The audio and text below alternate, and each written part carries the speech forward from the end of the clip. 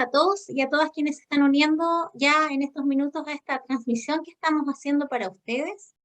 Les quiero dar la bienvenida. Mi nombre es Loreto González, soy encargada de educación en la Liga Chilena contra la Epilepsia y estamos partiendo hoy día, miércoles 22 de septiembre, con este ciclo de dos webinars que vamos a estar realizando especialmente para los profesionales del área de la educación, ¿cierto? Equipos docentes, educadores de párvulos, educadoras de párvulos, profesores, psicopedagogos, psicólogos que trabajan en el área de la educación, todos los equipos, por ejemplo, de los programas de integración escolar, todos aquellos que están vinculados a la educación de nuestros niños y niñas y que están recibiendo probablemente en sus aulas, en sus colegios, en sus establecimientos a niños y a niñas con epilepsia.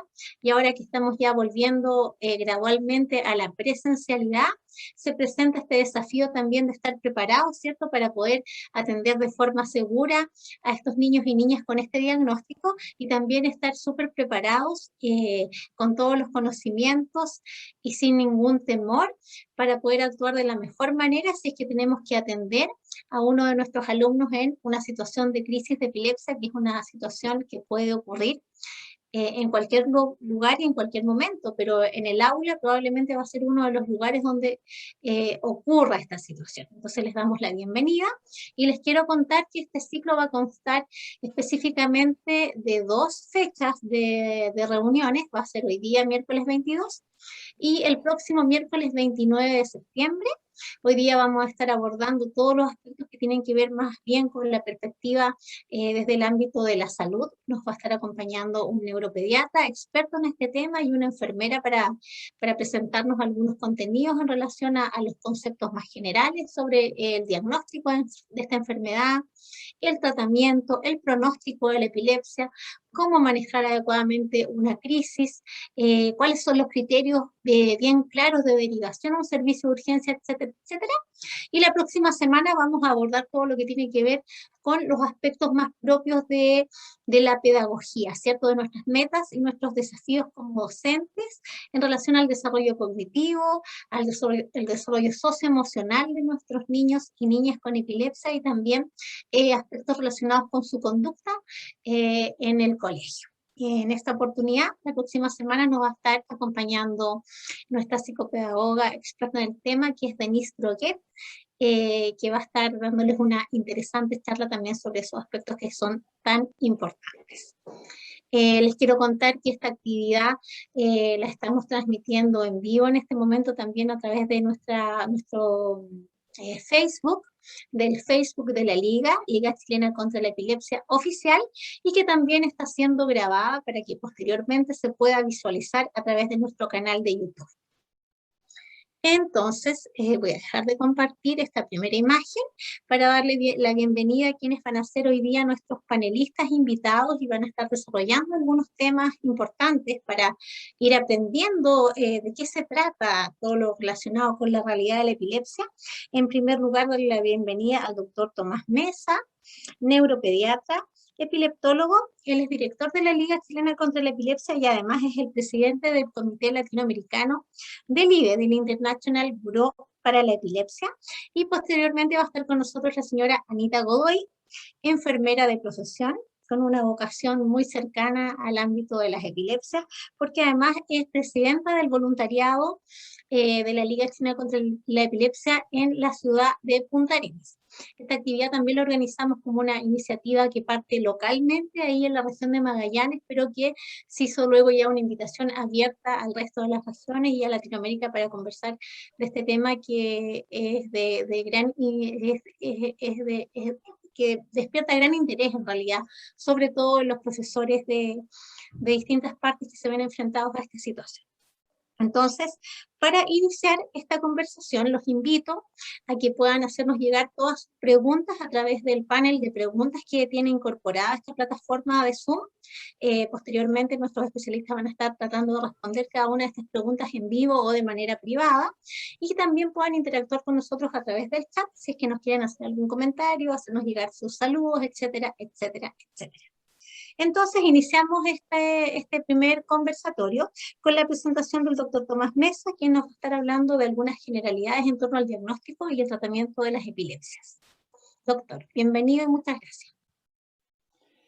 Muchas gracias, Loreto, por la presentación, y quisiera, en primer lugar, agradecer a la Liga por la oportunidad de hablar de esta temática, y especialmente a la sede de Punta Arenas, quien nos impulsó a hacer este webinar hoy y en una semana más. Entonces, para ir a lo práctico, les voy a conversar sobre la epilepsia, generalidades y diagnóstico y tratamiento de ellas. Y en primer lugar, me gustaría indicarles que vamos a hablar de algunos conceptos básicos sobre el diagnóstico y sobre el tratamiento. Y aquí vamos a ver varias alternativas de tratamiento de las epilepsias. La definición de epilepsia, según la Organización Mundial de la Salud, dice que es una afección crónica del sistema nervioso central, es decir, que es una patología que se repite, con síntomas que se recurren debido a una descarga excesiva de un grupo de neuronas cerebrales. Y va a depender donde esté ese grupo de neuronas, la sintomatología. Y la causa o etiología son diversas. Puede ser un trauma cerebral, puede ser una malformación cerebral, puede ser una secuela de un accidente vascular o de una meningitis. Y es muy importante porque todavía hay gente que piensa que es transmisible, que es muy diferente a que haya alguna herencia. Esta definición está en publicaciones internacionales como la revista de epilepsia. En el punto de vista epidemiológico, que quiere decir la incidencia, por ejemplo, de casos nuevos, son 114 por 100.000 habitantes al año, y la prevalencia, que es el número de casos en un instante, es de 17 por 1.000 habitantes. Del punto de vista práctico, en los países europeos se ha reportado un 2 a 4% de la población. Si fuese así, en Chile tendríamos al menos 400.000 personas con epilepsia actualmente. La incidencia de epilepsia en relación a la edad va variando. Y ustedes pueden ver acá cómo aquí están la incidencia por 100.000 habitantes y luego en la otra ordenada está la edad. Y ustedes van viendo que al comienzo de nuestras vidas es mayor, luego hay un declinar en la incidencia alrededor de la vida media y luego, pasaditos los 60 años, aumenta también. Y esto es por los accidentes vasculares, por los tumores, etcétera, de las personas de edad. Y en los niños es por las malformaciones, por los cuadros de asfixia neonatal, etcétera. Eso es como una U, una curva. Luego, viendo un poquito la historia, ya desde antes de Grecia estaba el Iphilambanein, que significa ser agarrado, atacado, una enfermedad en ese tiempo llamada sagrada. Hipócrates, 400 años antes de Cristo, le decía que era una enfermedad sagrada, pero a su parecer esta enfermedad tiene tanta relación divina como otras enfermedades no sagradas. Y él decía y apuntaba que el cerebro es el culpable de esta enfermedad. ¿Qué visión tenía en ese tiempo Hipócrates? Que es lo que nos da la razón después. En Roma se llamaba morbus comiciales por los comicios, y Galeno, 150 años antes de Cristo, el cerebro decía que está enfermo y mencionaba el concepto de aura o un soplo de aire frío, eso, un presentimiento de que algo va a venir, como sucede en algunas epilepsias. Y la historia sigue en el Renacimiento, enfermedad demoníaca llamada en ese tiempo azote de Cristo, y ustedes ven aquí las pinturas de ex voto, donde salen la religiosidad muy importante frente a personas que están en actitud de tener una crisis epiléptica. La historia sigue en el siglo XIX con ya investigaciones de médicos en ese tiempo, como Jackson, que dice que tiene unas descargas súbitas excesivas en el cerebro, y ya están los centros hospitalarios como el Castillo de Cork, donde se analizan los pacientes, y en el siglo XX tenemos que cosas importantes se descubren en la Salpêtrière en París, que es un gran hospital muy conocido, y cosas interesantes como la esterilización obligatoria que en el tiempo del Tercer Reich en Alemania. Y se descubren grandes adelantos como el electroencefalograma, la tomografía axial computada o TAC, la resonancia y obviamente los estudios genéticos. El electroencefalograma data desde 1929 por Hans Berger. Desde el punto de vista diagnóstico, quisiera mencionarles que para hacer un diagnóstico de epilepsia hay varios ítems. Está la clínica, está el electroencefalograma, está la resonancia magnética nuclear, están los estudios genéticos hoy en día, y hay otros estudios como el llamado SPECT, el PET, que son estudios de medicina nuclear, que miden el flujo, el metabolismo cerebral. Está el estudio neuropsicológico para saber memoria, concentración, lenguaje.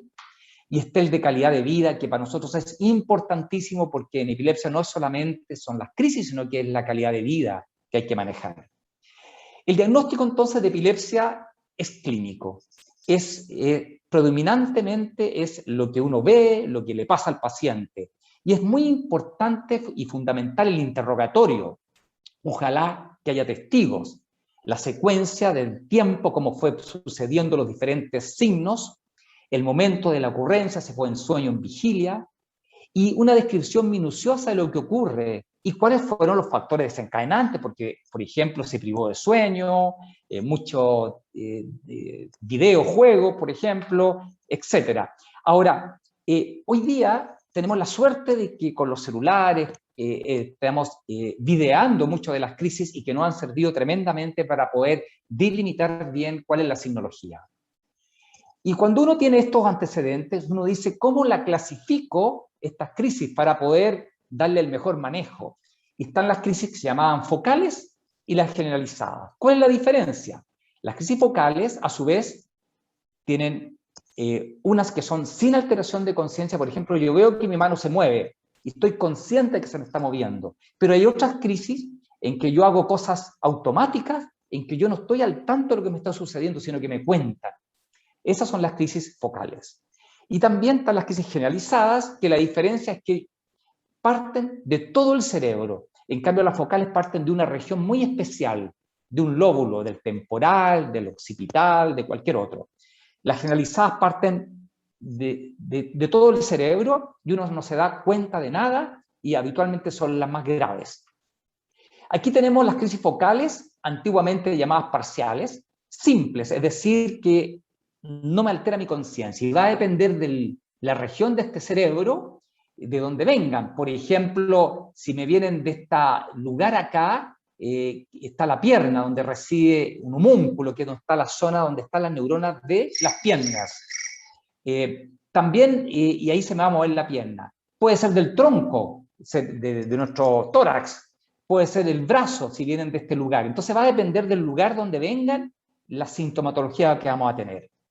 Por ejemplo, aquí tenemos una crisis, vamos a ver si vamos a ver otra crisis más adelante, pero aquí teníamos una crisis que es tónica y vamos a ver otra más adelante que no se pudo prender eso.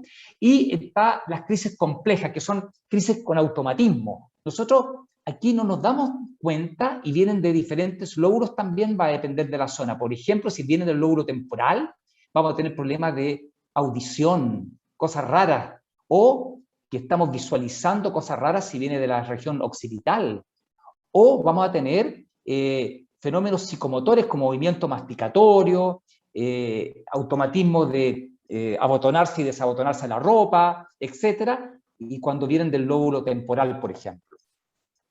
Y los tipos de crisis generalizadas, porque las focales eran con o sin alteración de conciencia, estas son de partida con alteración de conciencia, y pueden ser crisis de ausencia, que es una breve desconexión, yo quedo out un momentito. Crisis mioclónica, que son movimientos saltitos, bruscas sacudidas. Pueden ser crisis clónicas o sacudidas rítmicas, llamadas así. Se me mueve la mano, como las dos manos, todo el cuerpo. Las crisis tónicas, que me pongo tieso, rigidez de todo el cuerpo. Las crisis tónico-clónicas, que son rigideces y sacudidas, rigidez y sacudida, llamado también la crisis de gran mal, que es la que más habitualmente nos impresiona. Y las crisis atónicas, que en pérdida del tono, que son caídas, me pierdo totalmente mi fuerza y caigo. Y estas entonces son las crisis generalizadas, y que las epilepsias pueden tener varios de estos tipos de crisis. Hay algunas epilepsias que tienen un tipo de crisis y otras que tienen varios tipos de crisis. Aquí tenemos entonces persona que está teniendo, ¿no es cierto? Ustedes ven movimientos aquí de la mano, es una foto, ¿ya? Y que si uno le hace un electroencefalograma, aparece que es un método de hacer el diagnóstico, esta descarga de punta onda, una puntita, una aguja y una onda, una aguja y una guatita. Y ese es el signo que vemos de la Liga Chilena, por ejemplo, contra la epilepsia, una punta y una onda. Y aquí abarca todo el cerebro. Este es el lado izquierdo y este es el lado derecho, de aquí para abajo, de este mitad para abajo, lado derecho y lado izquierdo del cerebro. Uno va comparando los dos hemisferios cerebrales. Y aquí es todo, está involucrado en una crisis generalizada todo el cuerpo. Y habitualmente cuando tenemos crisis, nosotros tratamos, cuando estamos haciendo un electroencefalograma, como en este caso una niñita, tratamos de que sople un remolino para ver si está consciente, está activa o no. Y cuando le viene una crisis de ausencia, ella para de hacer este ejercicio, inmediatamente nos damos cuenta que está teniendo una crisis por el electroencefalograma. Entonces, el rol del electroencefalograma, porque hablábamos del diagnóstico clínico, pero también el electroencefalograma nos puede ayudar. ¿A qué? A confirmar la actividad eléctrica cerebral anormal, estas descargas exageradas. La información acerca del tipo, de qué tipo de descargas son y de dónde están, si es en un lóbulo, si es generalizada o no. Y eso nos permite entonces dar un tratamiento y además nos permite el electroencefalograma evaluar esta respuesta a los tratamientos y también definir cuándo hay que suspender el tratamiento a través del tiempo. También nos ayuda a hacer un diagnóstico, la neuroimagen en epilepsia que llamamos así. Y lo que más habitualmente utilizamos es la resonancia nuclear magnética del cerebro, que es el patrón de oro, le llamamos, y que nos permite diagnosticar y ver si hay malformaciones corticales, o sea, neuronas que no están donde debieran estar, por ejemplo, en el trastorno de la migración de las neuronas. O cuando hay un lóbulo que está envejecido, la esclerosis mesial temporal, o tumores de bajo grado y de lento crecimiento. Por lo tanto, es muy importante la resonancia hoy en día. Y aquí tenemos, por ejemplo, el origen de esta epilepsia, de esta persona que tenía esta imagen, que tenía una neurocisticercosis, que es un cisticerco por un mal faenamiento de los cerdos, y que se aloja, va a la sangre, se aloja en el cerebro y provoca crisis. Por este otro lado, tenemos una heterotopía, es decir, un grupo de neuronas de la sustancia gris del cerebro que está donde no corresponde, y esto es como tener una espinita y nos provoca crisis. El tratamiento entonces de las epilepsias, pasando ya hecho el diagnóstico, sabemos que hay otras cosas como el sistema para ver la parte genética, pero son otros manejos que no es en este momento para conversarlo, pero están hoy día disponibles estos estudios. Entonces, en el tratamiento de la epilepsia están los medicamentos, está la cirugía, está la dieta cetogénica, están los estimuladores y otros tratamientos alternativos y complementarios, como hierba, acupuntura, ayurveda, meditación, homeopatía, magnetoterapia, vitaminas, y también, como decía delante, el manejo de la calidad de vida, que para nosotros es sumamente importante. Entonces, vamos a ver de los medicamentos. Tenemos muchos medicamentos y que están los llamados antiguos, que está el fenobarbital, la fenitoína, el ácido valproico, para decir algunos que ustedes que han escuchado, y las benzodiazepinas que Anita va a hablarnos después sobre la emergencia. Y los nuevos medicamentos, que son, por ejemplo, la lamotrigina, topiramato, levetiracetam, vigabatrina y otros, que son los más modernos, que evidentemente tienen menos efectos colaterales, pero la efectividad es muy parecida a los antiguos. Y aquí les quiero yo contar que alrededor de un 60% de los pacientes con epilepsia que se tratan por medicamentos es efectivo el tratamiento con medicamentos. Pero hay un grupo que no es efectivo y que hay que pensar en otras alternativas. Y por ejemplo, está la dieta cetogénica, que es una dieta de alto contenido en grasas con la parte proteica normal, pero mínimo hidrato de carbono. Y la proporción es entre 4 y 1 de hidrato de carbono. Y fue popularizada en los años 1930, pero hace algunos años atrás se volvió a utilizar y hoy día tiene dietas que son más aceptables para los pacientes. Hay que considerar que la dieta cetogénica es un tratamiento paliativo, digamos. Son para epilepsias intratables, sin posibilidades de cirugía, especialmente en algunas crisis llamadas atónicas.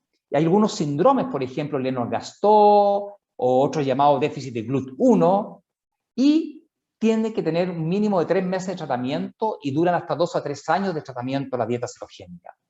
No es la dieta que el vecino le recomienda a uno, tiene que ser muy bien hecha. Y aquí podemos ver en 151 pacientes que alrededor de, si uno suma aquí, ¿no es cierto?, y más de como alrededor del 50% anduvo bien con la dieta cetogénica. Y seguía con dieta cetogénica 83 a los 3 meses de los 83% de los pacientes, y a los 6 meses gran mayoría también seguía y la toleraban. Así que eso es bien importante, que hay un gran porcentaje la tolera bien. Siguiendo con otro tratamiento está la neuroestimulación vagal. Es una técnica antigua que fue aprobada hace algunos años atrás por la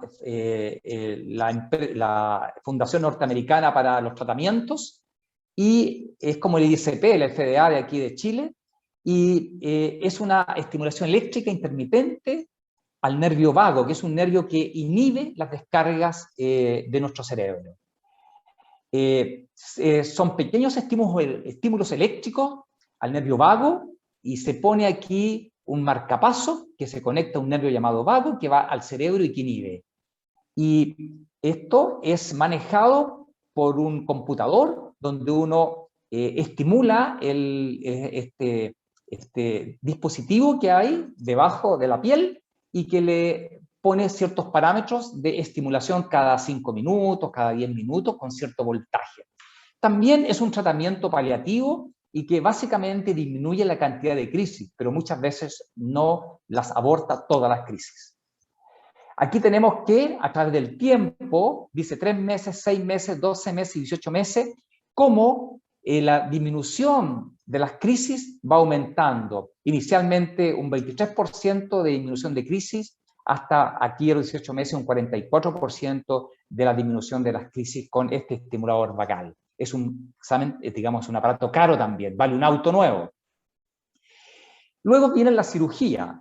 La cirugía hay varios tipos, pueden habitualmente, cuando es receptiva, como vamos a ver, alrededor de un 60% de los pacientes andan bien, y en cambio solamente un 8% del grupo que no está operado cuando debiera ser operado. Para esto, eso sí, es muy importante hacer un estudio prequirúrgico. Hay que tener resonancia, hay que hacer un estudio de monitoreo video electroencefalográfico prolongado, ver dónde se inician las crisis. Muchas veces se usan otras técnicas de diagnóstico como el PET y SPECT, la neuropsicología para ver la memoria, el lenguaje y ver las zonas que hay descarga.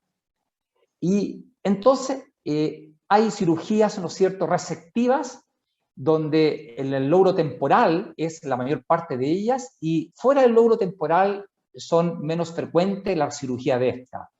Y puede ser, como decía, receptiva, que sacan el pedacito de donde viene la crisis, o paliativa, que es solamente disminuir las crisis, como una callosotomía u otro tipo, como una hemisterectomía.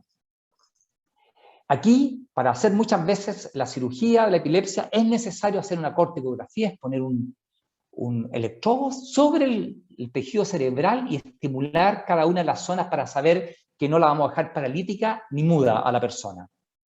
Aquí estamos estimulando un paciente, por ejemplo, donde estamos viendo cuál zona no hay que tocar para que no dejarlo secuelado. Hay otros tratamientos entonces también que son complementarios o alternativos, como yo les decía. Se ha visto que casi el 20% de los pacientes en británicos lo usan, 72% de los pacientes en Estados Unidos también que tienen enfermedades graves, y en Latinoamérica hay alrededor de un 67% que echan manos a estos otros tratamientos. ¿Y cuáles son? Hierbas, acupuntura, homeopatía, vitaminas, dietas, magnetoterapia, ayurveda, yoga, sesiones de curandero, meditación trascendental, técnica de relajación, bioretroalimentación, masajes. Pero hay además otros, como la reflexología, aromaterapia, oraciones y amuletos. Todo esto pueden servir de ayuda, pero ninguno solo de estos mejora la epilepsia. La verdad es que no está muy comprobado su utilización. Podría ayudar a la calidad de vida. Hay otros tratamientos que están de moda hoy día, en el lenguaje habitual, que por ejemplo, ¿qué pasa con el cannabidiol o la marihuana? Básicamente, hay estudios que han mostrado que solamente en 3 síndromes epilépticos podría ayudar después de haber probado todo lo demás, como el síndrome de Dus, el síndrome de Dravet y el síndrome de Lennox-Gastaut. Se esperan más estudios médicos adecuados para precisar cuándo utilizarla, porque en un cerebro que está madurando puede ser contraproducente. Por lo tanto, no utilizarla sin indicación médica. El fumar no sirve para nada. Estamos hablando aquí de medicamentos hechos con cannabidiol. Conclusión, quisiera decirles entonces que la epilepsia es un diagnóstico clínico, el tratamiento farmacológico no es el único para la epilepsia, pero es el que habitualmente soluciona el 60% en los pacientes con epilepsia. Existen las crisis epilépticas y los síndromes epilépticos. Y un síndrome tiene varias crisis, puede tener, tiene una resonancia especial y tiene muchas veces una genética determinada. Aparte de los fármacos, los demás tratamientos, a excepción de la cirugía resectiva focal de algunas epilepsias, son complementarios. La educación y la mejor calidad de vida son fundamentales en el manejo de las epilepsias. Eso es lo que quería contarles. Muchas gracias. Muchas gracias, doctor. También a usted por su presentación. Les quiero contar a quienes nos están siguiendo en esta transmisión a través de Facebook o en nuestra plataforma Zoom, que estamos anotando las preguntas que nos han ido llegando para que posteriormente puedan ser respondidas por el doctor Mesa, que acaba de presentar, y también por Anita, que es nuestra próxima panelista. Y agradecer los saludos que nos están llegando ya de distintas partes de Chile, como Iquique, Villarrica, Viña, Talca, Punitaqui, Osorno, y de distintas comunas de Santiago como Maipú, Conchalí, Peñalolén, etcétera. Así que muchas gracias a todos y felices de poder estar unidos con ustedes en distintas partes de nuestro país conversando de este importante tema. Entonces, a continuación vamos a conversar con Anita Godoy, enfermera de profesión y voluntaria de allá de Magallanes, presidenta del voluntariado en Punta Arenas, quien nos va a estar comentando ya desde su área, desde su expertise, cómo debe ser el manejo seguro en caso de que ocurra una crisis de epilepsia.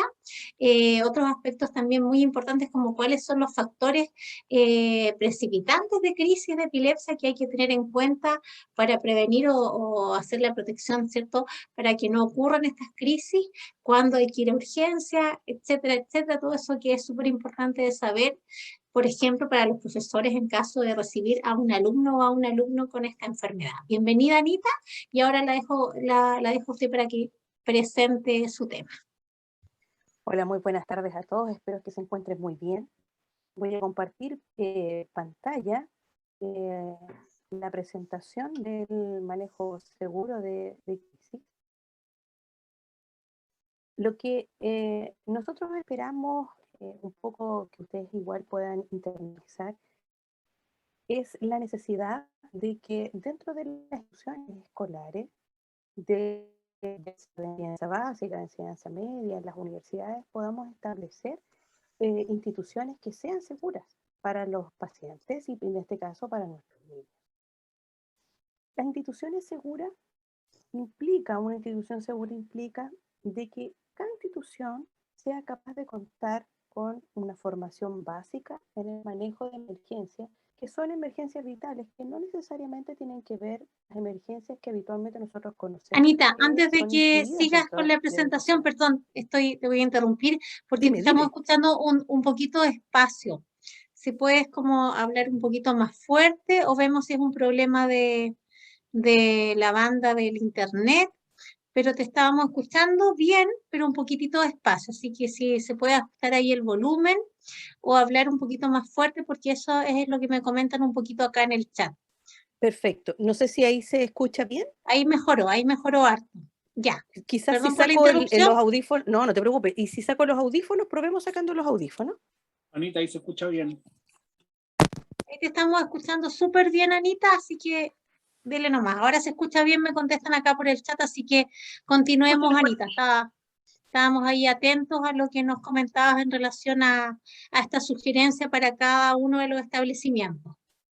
¿Se escucha mejor así, Loreto, o prefieren con el otro modo? Así estamos bien. Ahora Perfecto. estamos mejor. Perfecto, continuamos. Entonces, le estaba comentando con respecto a este tema de las instituciones seguras.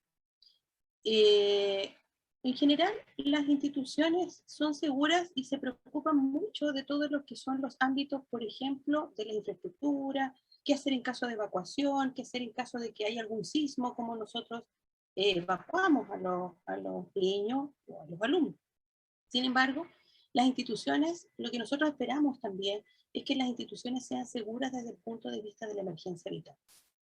Cuando hablamos de una emergencia vital, estamos hablando de cualquier situación en la cual un alumno, una persona, tiene en riesgo su vida. Para hablar en estricto rigor, vamos a hablar en el tema del contexto de lo que tiene que ver con las crisis de epilepsia.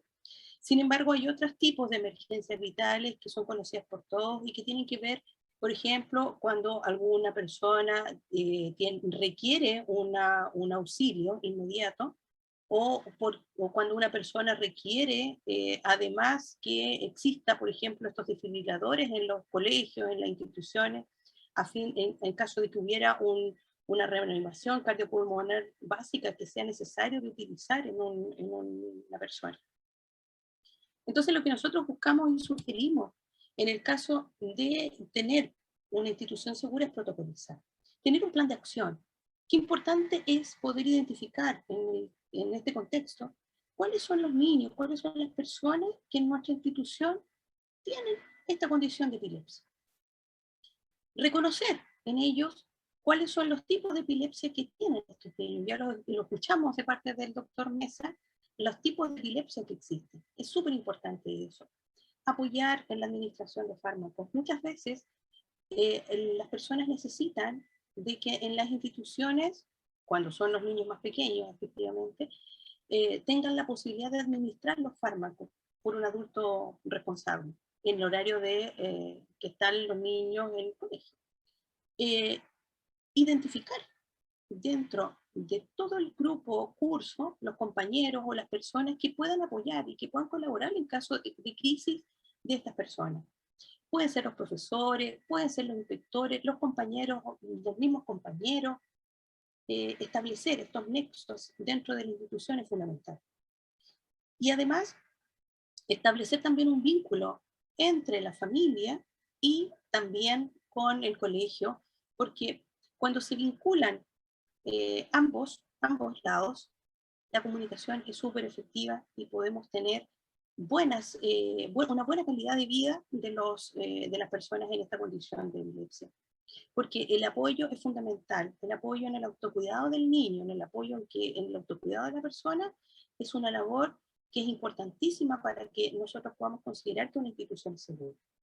Protocolizar dentro de las instituciones el manejo, lo que busca es estandarizar las acciones. Es decir, que si llega una persona a trabajar y quiere incorporarse, quiere conocer, quiere colaborar en esta institución para que sea segura, el hecho de que existan protocolos que estandarizan todas las acciones nos ayuda a que todos hagan absolutamente lo mismo en llegado la necesidad de que esto ocurra. ¿Ya? Cuando hablamos de autocuidado, estamos hablando necesariamente de todas aquellas actividades que nosotros realizamos para mantener nuestra propia vida, la salud y el bienestar personal. Pero en el contexto de epilepsia, esto incluye aspectos médicos necesarios, es decir, saber cuál es el tipo de epilepsia que tengo, cuál es el tipo de crisis que yo tengo. Muchas veces yo no lo voy a saber porque, como muy bien decía el doctor, tenemos crisis en las cuales se pierde la conciencia. Y en estos casos, cuando ocurre eso, necesariamente el rol de los padres, el rol del cuidador, el rol de la familia es fundamental para poder informar esto, ¿ya? Y el tratamiento que estoy siguiendo. Hay aspectos socioculturales de todo lo que tiene que ver con el autocuidado que son importantes, que tienen que manejarse también. Es decir, cuáles son las redes de apoyo de la persona. Si tiene cuidadores, si tiene familia, cómo es este tipo de familia.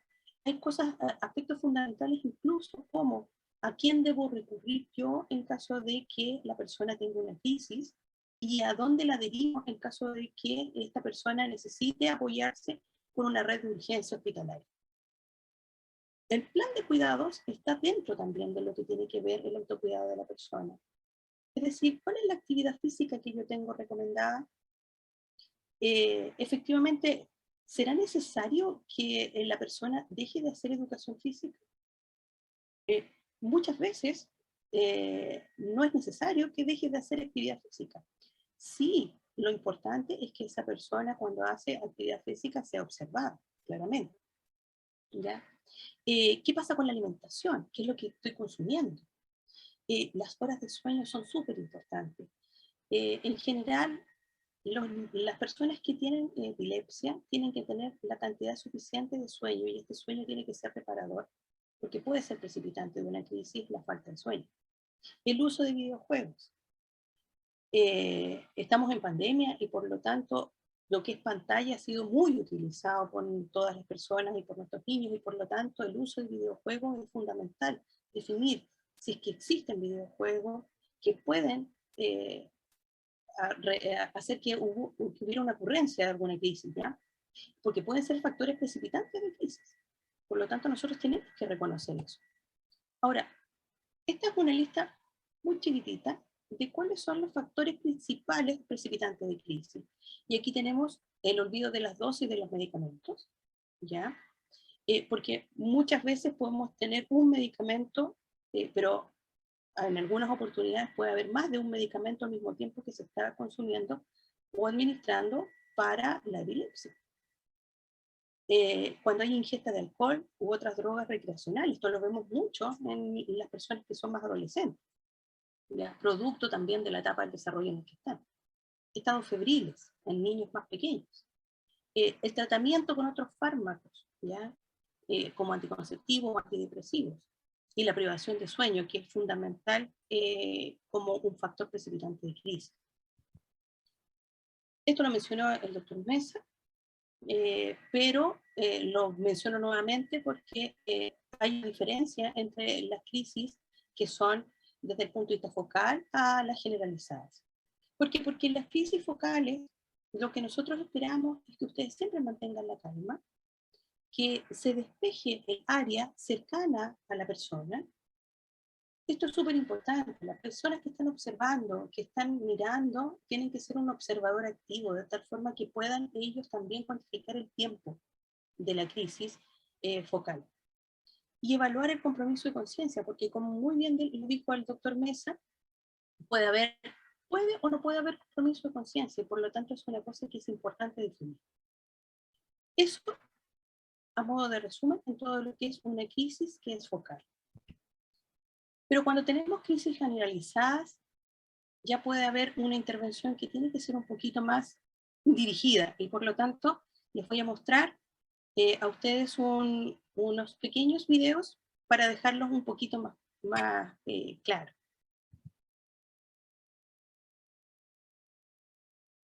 Aunque aparentemente el paciente no respire, no necesita reanimación. Mira el reloj para registrar la hora y el tiempo de duración de la crisis.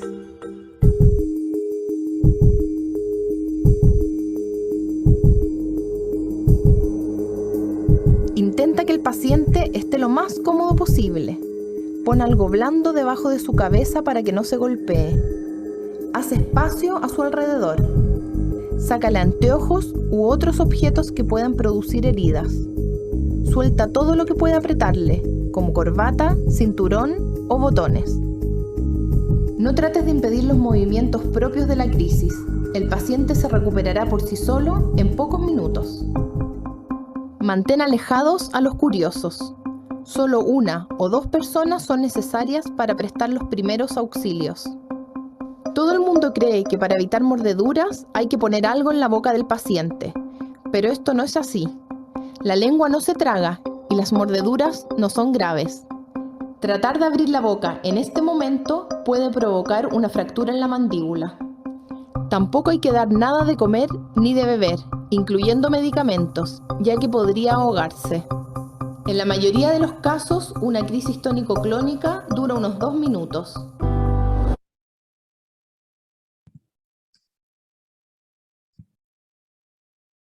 En una crisis generalizada, como ya vimos, una vez terminada la crisis, nosotros tenemos igual que definir qué hacemos, ¿ya? Que generalmente es cuando el cuerpo ya está relajado y sin mayores movimientos, ¿ya? Entonces, lo que nosotros creemos que es importante que ustedes aprendan tiene que ver con la posición de seguridad. Y se las voy a mostrar en este video. Una vez terminada, acuéstalo de lado para que respire mejor, siguiendo estos sencillos pasos. Poco a poco irá recuperando la conciencia. Déjalo descansar. Despertará confundido, inquieto, agitado o incluso agresivo. Sé comprensivo, no tiene conciencia de lo que pasó. No lo dejes solo y explícale lo que acaba de ocurrir. Descríbele su crisis y su duración. Ofrece trasladarlo a un lugar seguro. Bien, entonces, a modo de resumen, cuando tenemos estas crisis generalizadas, que pueden ser tónicos, crónicas, lo importante siempre es, como se señalaba, mantener la calma.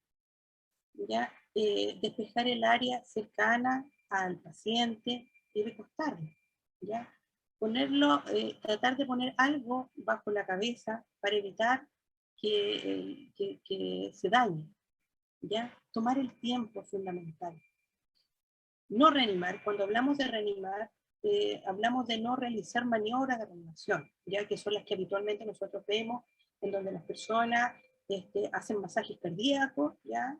O hacen respiración boca a boca. Eso hay que evitarlo. ¿Ya?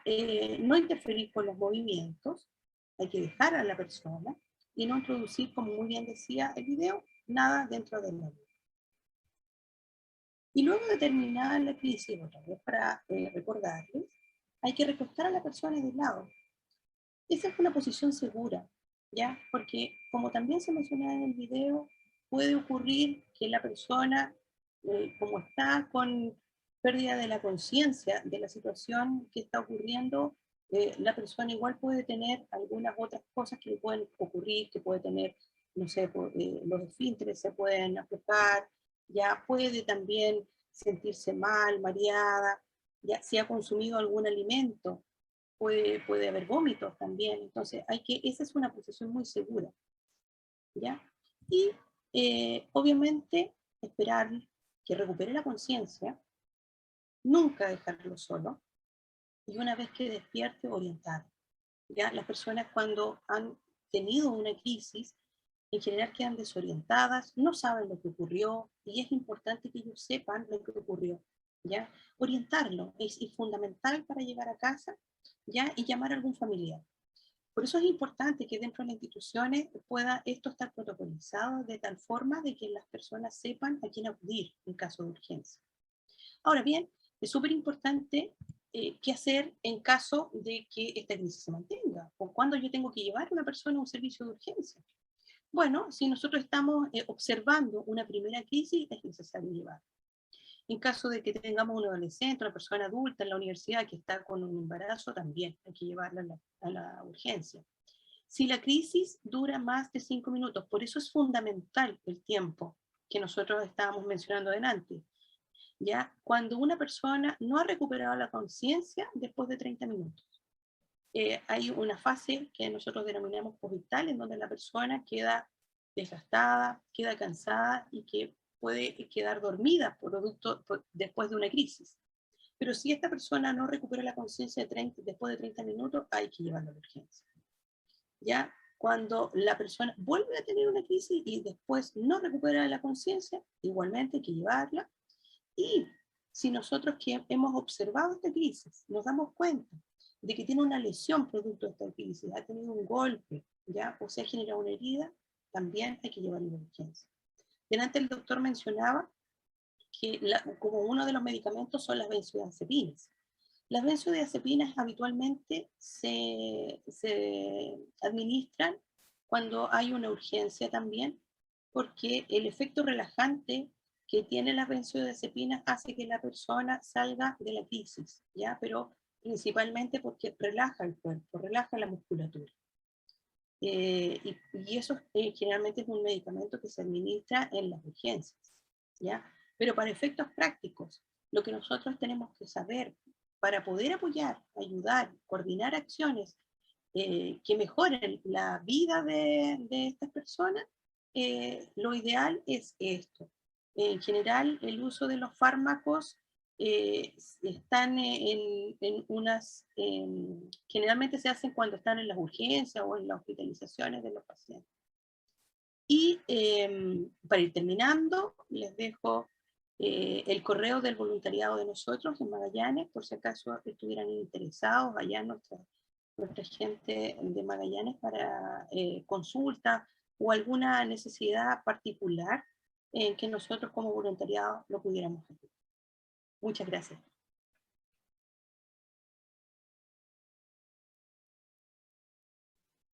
Muchas gracias a ti, Anita, por esta presentación que yo creo que dejó bien claro los criterios para ir a urgencia, algunas recomendaciones de manejo en caso de que ocurra una crisis en cualquier circunstancia. Y voy a retomar ahora algunas preguntas que fueron llegando a través de nuestro panel de preguntas, aunque algunas ya las pudo responder el doctor. Creo que es importante, doctor, que nos pudiera usted aclarar un poquito con respecto a cómo se realiza el diagnóstico de epilepsia. En ese sentido, qué rol tienen las crisis clínicas y también qué rol tiene el electroencefalograma como examen, para qué sirve y qué es lo que pasa cuando un electro está alterado. ¿Cómo se puede interpretar eso? ¿Es sinónimo de epilepsia o no siempre va a ser porque hay una epilepsia detrás de esta alteración del electro? Sí, gracias Loreto por la pregunta. El diagnóstico, como contábamos delante, es un diagnóstico clínico. ¿Qué significa esto? Que nosotros el diagnóstico lo hacemos por la sintomatología, lo que el paciente nos cuenta, lo que los testigos vieron, o lo que pensamos que le sucedió, pero es en forma clínica. Si yo hago un electroencefalograma, solamente a un montón de gente que no tiene nada, puede que salgan algunas cosas alteradas, pero eso no constituye una epilepsia. Se dice que hay un porcentaje bajito de personas que nunca han tenido crisis y que tienen un electro alterado, y eso no significa que tengan una epilepsia. Entonces, el diagnóstico, por eso que le llamamos que es un diagnóstico clínico. Si encontramos un electro, había una pregunta donde decía que está alterado y que nunca ha tenido crisis, eso no constituye, de nuevo repito, una epilepsia. ¿Para qué nos sirve el electroencefalograma? ¿Para qué sirve la resonancia y el estudio genético? Nosotros tenemos las crisis epilépticas, que se dividen, ¿no es cierto?, en focales y generalizadas, pero tenemos la síndrome epiléptico, que es la enfermedad en el fondo, y que un síndrome epiléptico puede tener un solo tipo de crisis, pero también puede tener varios tipos de crisis. Por ejemplo, existe una epilepsia llamada epilepsia mioclónica juvenil, que aparece a la edad de la juventud, que se caracteriza por tener saltitos, sobre todo en la mañana, que además puede tener ausencias, pero sobre todo son las mioclonías, los saltitos, y que a veces tienen crisis generalizada. Entonces, este síndrome epiléptico, llamado epilepsia mioclónica juvenil, tiene 3 tipos de crisis. La mayor parte son mioclónicas. Tiene una resonancia que está normal, no hay una lesión en el cerebro. Y el tercer estudio genético, se ha demostrado hoy en día que podría tener alguna alteración genética en un cromosoma. No es tan asequible este examen, pero a futuro lo va a estar. Entonces, Esos exámenes nos ayudan ¿a qué? A certificar la clínica, las crisis, la resonancia que no hay ninguna lesión, y el estudio genético, el pronóstico también, y nos puede dar la pauta de qué remedio usar, porque como se han estudiado estos síndromes epilépticos, nos dice, mire, para este síndrome el mejor remedio es la lamotrigina, el ácido valproico, por ejemplo. Y el pronóstico es esto, es bueno, se va a mejorar en tal tiempo, o va a estar con muchos años con el remedio. Por lo tanto, nos sirve para clasificar qué tipo de epilepsia es, y segundo, el pronóstico y qué remedio dar.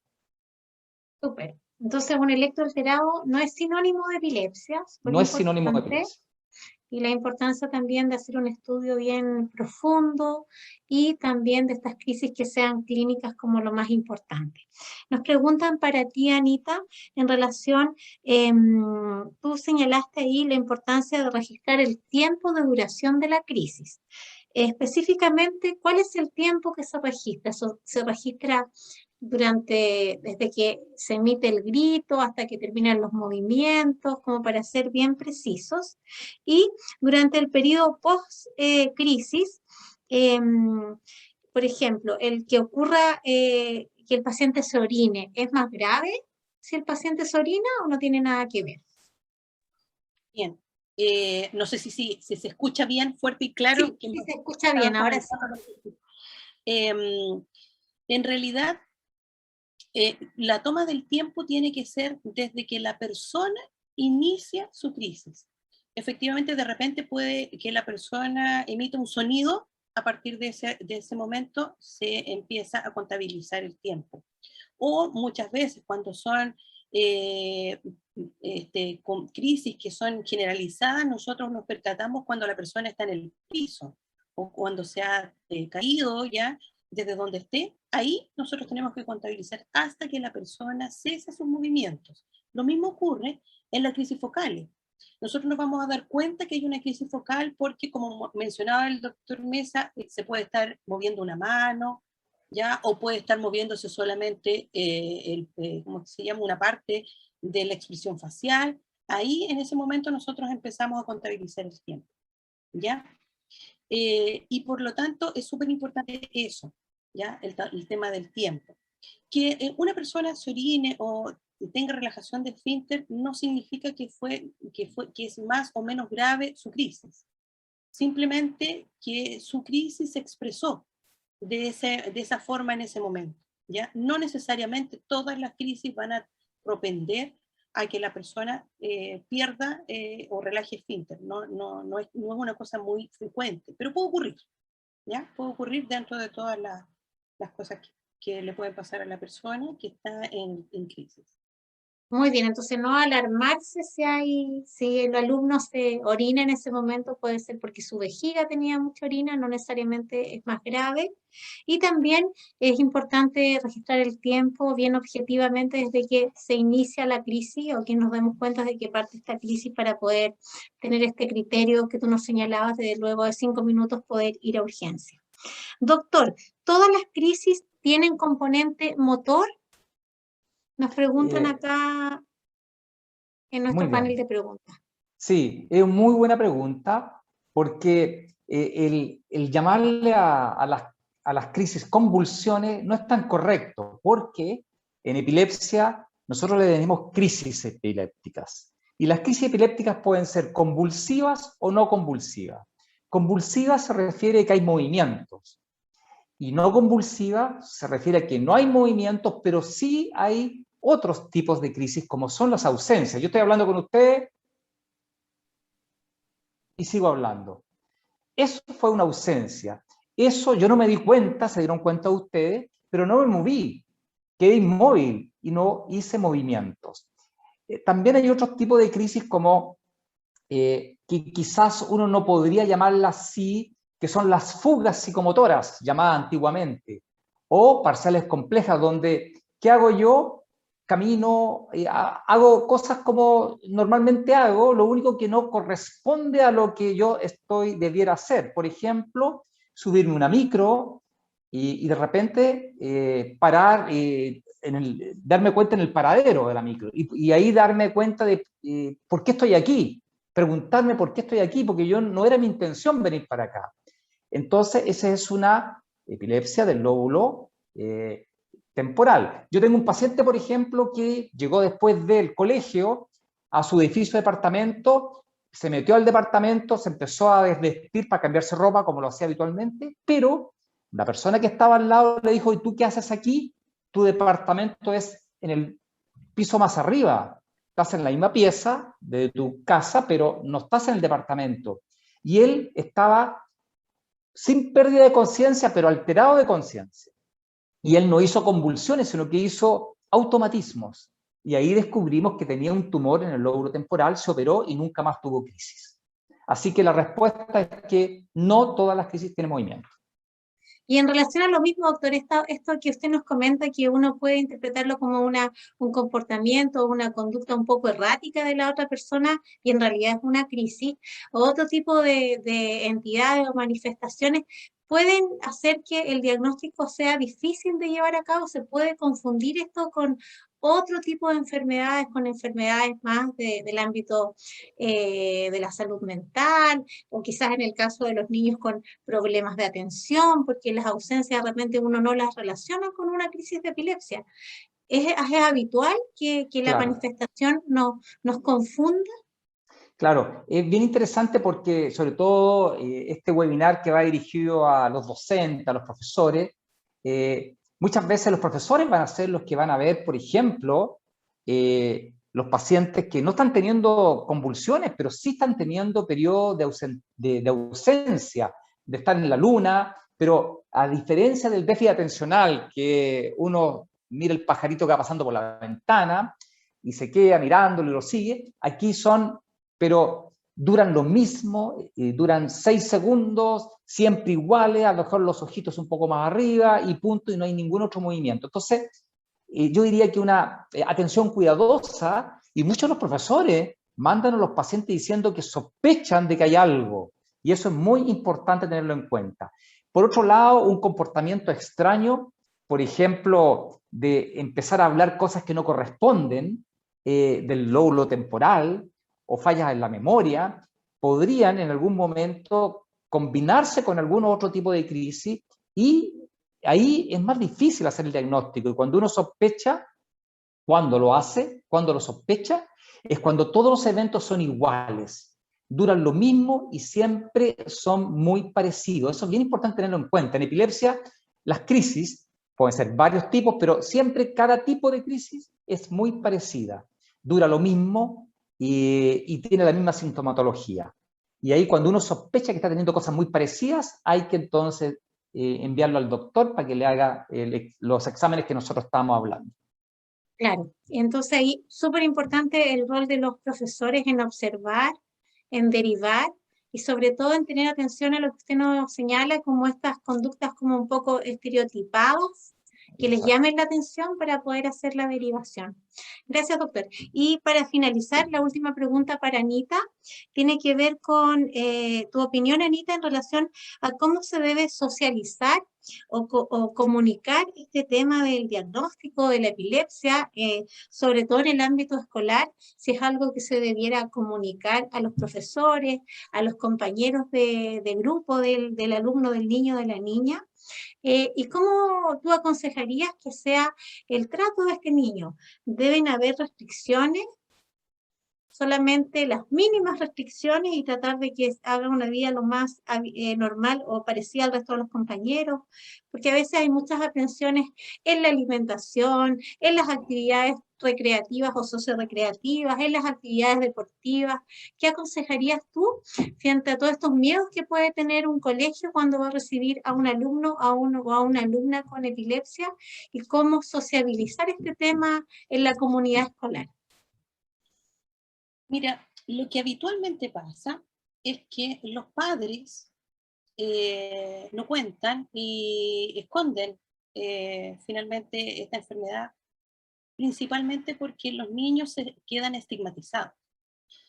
Porque cuando uno habla de epilepsia, la primera imagen que se le viene a la cabeza de todas las personas habitualmente es estas crisis generalizadas crónico-clónicas, que, como mencionaba el doctor, este mal mayor en donde todas las personas veían que la persona caía al suelo y se azotaba y que pensaban que eran cosas así como casi demoníacas.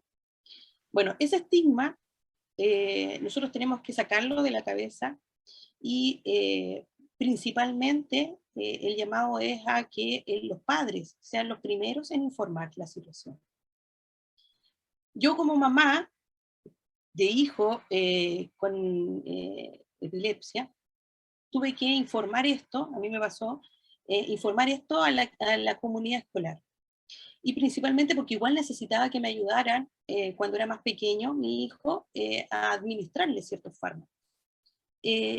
Cuando tú le enseñas a la persona, cuando las personas que están dentro de una comunidad educativa están capacitadas, tienen conocimiento y saben cómo actuar, la forma de llegar es muy distinta a cuando tú llegas y le dices a la persona, sabes que mi hijo tiene epilepsia, por favor necesito que lo aceptes.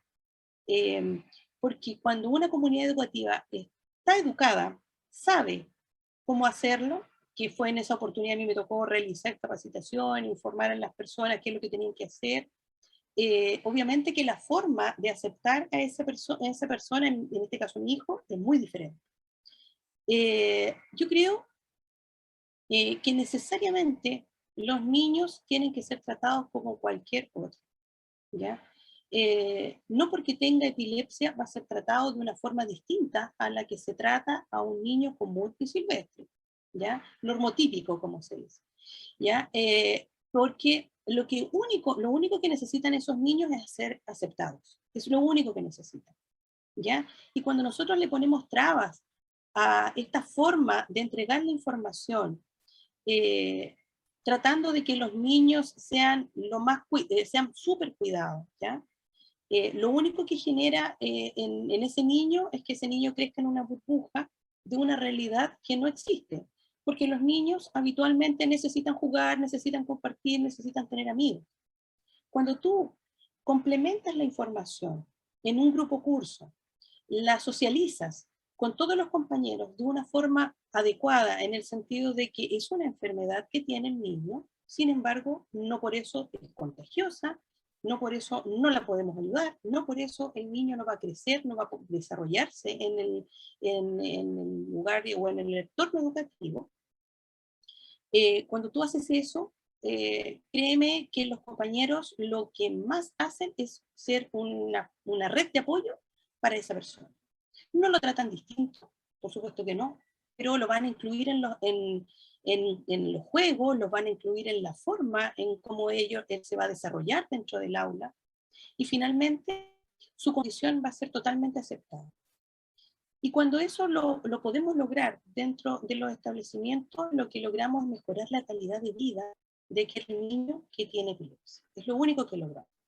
No hacemos absolutamente ningún mal, al contrario, engrandecemos el sistema. Así que, sin temor a equivocarme, yo diría que lo importante es conversarlo, socializarlo de la mejor forma posible, comentarlo didácticamente a los niños. Mientras más pequeños los niños saben, más ganas tienen de aprender y más ganas tienen de ayudar. Por lo tanto, socializarlo es fundamental dentro de una institución. Mira, eso es lo que podía mencionar. Gracias, Anita. Te quiero contar que hay muchas personas que comparten tu opinión, te felicitan y están totalmente de acuerdo contigo, y creo que es un poco el rol que tenemos todos quienes trabajamos en este ámbito, ¿cierto? A veces el miedo y el desconocimiento nos hace tomar distancia a veces por temor a no brindar un apoyo seguro a los niños, a las niñas, pero en la educación, en la sociabilización, en apoyarse, por ejemplo, los equipos de convivencia dentro del colegio, en trabajar con los pares del niño, es construir estas redes de apoyo que son tan importantes y que son en realidad en reciprocidad también, porque todas las personas tenemos diferencias todos somos distintos y todos nos tenemos que apoyar unos a otros. Doctor, le quería a usted solamente pedir un último mensaje en relación a su visión y a lo que le diría usted a los profesores en relación al rol que ellos tienen y lo importante que es tener una comunicación y un vínculo también con el equipo médico en relación a los avances, a los retrocesos del niño y a cómo también se hace un trabajo en equipo, desde ahí se construye también esta calidad de vida de lo que nos llamaba Anita y cómo, ¿qué mensaje le daría usted a los equipos profesionales de la educación que nos están escuchando para ir cerrando ya este conversatorio? Yo creo que es fundamental la labor de los profesores, pedagogos, en todo esto de sacar a la epilepsia a la sombra. Porque lo que hemos visto a nivel de todo el mundo, no solamente de Chile, sino que de países muy desarrollados también, que la educación,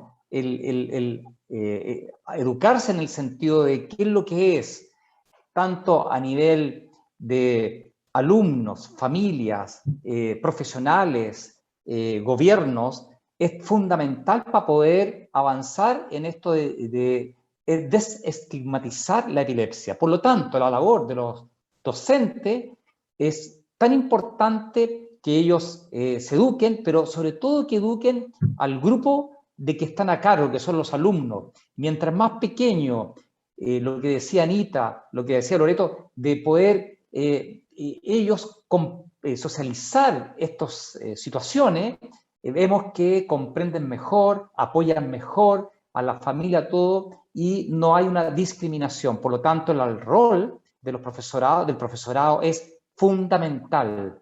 Y lo invito a los profesores muchas veces a ver este video de Juanito, que justamente parte de este video que está en la liga sobre el rol de una profesora que está junto a Juanito en el colegio. Así que ese es mi mensaje, que es fundamental su rol y muchas gracias por cooperar. Gracias, doctor.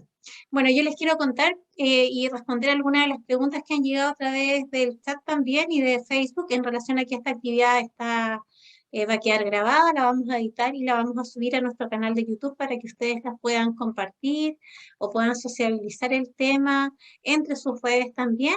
Contarles también que en la Liga tenemos un equipo que se dedica específicamente a hacer educación y también hacemos intervenciones específicas con los equipos del área de la educación, equipos docentes, equipos PIE, intervenciones con alumnos también para explicarles de qué se trata la epilepsia, para sociabilizar el tema.